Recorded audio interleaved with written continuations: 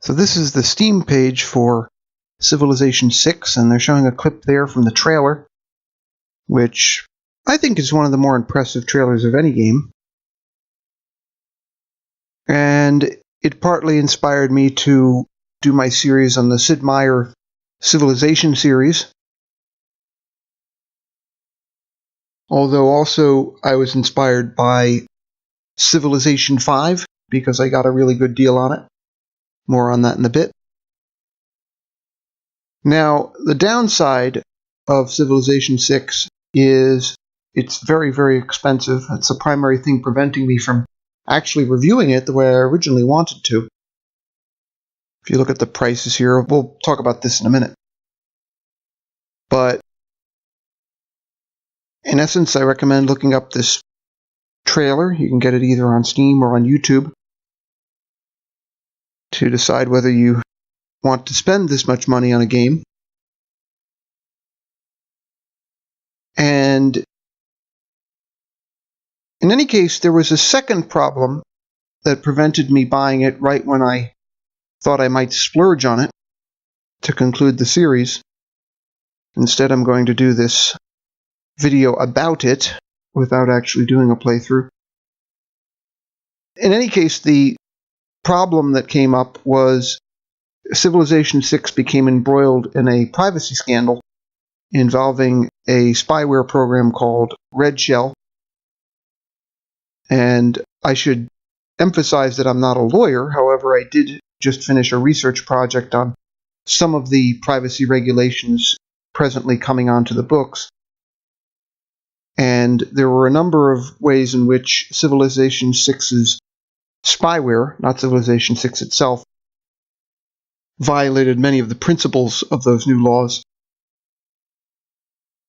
But this isn't necessarily a negative review of the game, because I would still like to do a playthrough of the game. I'm a huge Sid Meier fan, I'm a huge Civilization fan, and in the next year I may do a review of this anyway. One other disclaimer I should add is that the spyware program, Red Shell, has since been removed from Civilization 6, so while there may be privacy issues that we don't know about, nevertheless, for the moment, the Red Shell scandal is over, or at least the problem has been remedied for a time. But in any case, this video will be essentially a review of what went wrong. And I will start by discussing Civilization 5, which I just did a playthrough of, and how the issues with Civilization 6 are partly intertwined with Civilization 5.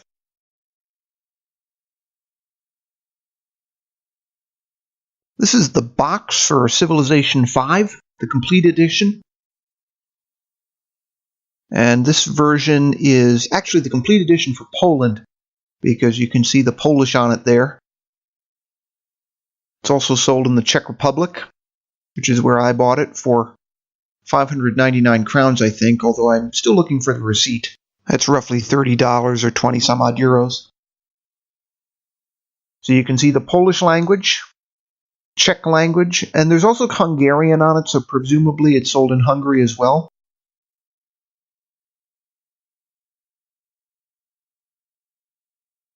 There is a little bit of English on the box, but it's basically an export version. So it is kind of collectible, I guess, in that respect. However, it's actually not an install disk in it. It's actually a license code for Steam, because this is still a Steam version of Civilization 5, even though it comes with a lot of the add-ons. So if you open up the box, as I'm going to attempt to do here, it's a little bit clumsy to do with one hand. While I'm doing the camera, I'm going to have to use both hands here. The license code is in the manual, and the install disk there, which is a DVD, is only an install disk for Steam. You still need to get the license code out of the manual. And then you have a Steam version of Civilization V with a bunch of add-ons, including Brave New World. Although the one annoying thing is you have to download everything from Steam. And as I said, I got this pretty cheap, 599 crowns, I'm pretty sure. The list at the moment for JRC, which is one of the most popular games shops, is 810 crowns. And there's a Slovak website called Burlo that will sell this to you for €4.99, which is much, much cheaper. But either way, no matter how you buy it, it's much cheaper than Civilization 6. No question about it. The list price on Steam is also €45.17. So if you buy it on Steam in the conventional way, it's also way more expensive than buying the box from a store. So ideally, you want the boxed version.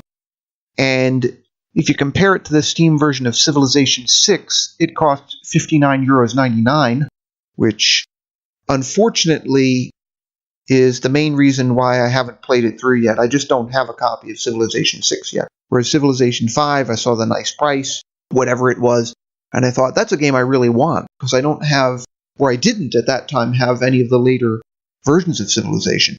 I've since acquired a lot of them for these videos. Not all, but a lot of them, like the basic ones. So now we'll take a look at it in more detail, along with 6. So, looking at the Steam pages again for Civilization 5 and 6.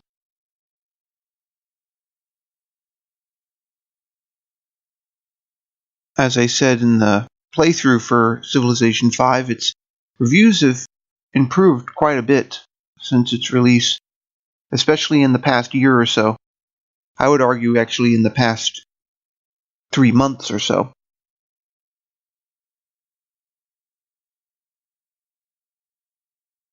If we look at the news, the recent updates, they talk about a launcher update. The launcher appeared at the very beginning of the actual gameplay of my playthrough. It basically serves ads for Civilization 6. And it comes with Civilization 6 also. And it was released in late 2018, if I'm remembering right, November, and was not well received. So it's interesting that the ratings for this went up after this extremely unpopular change. If you want to see the evidence of why it's unpopular, you can look at the actual reviews from that time period. But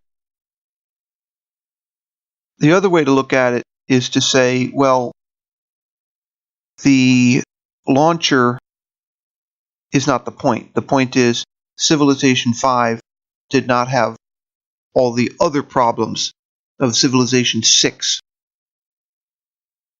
If we jump to Civilization 6 here, you can see the reviews are still fairly mixed, which could mean poor.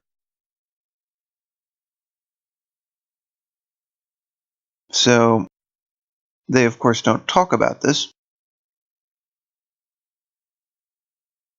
But the underlying reason I didn't review Civilization 6 yet is that I really can't afford to. I was talking about the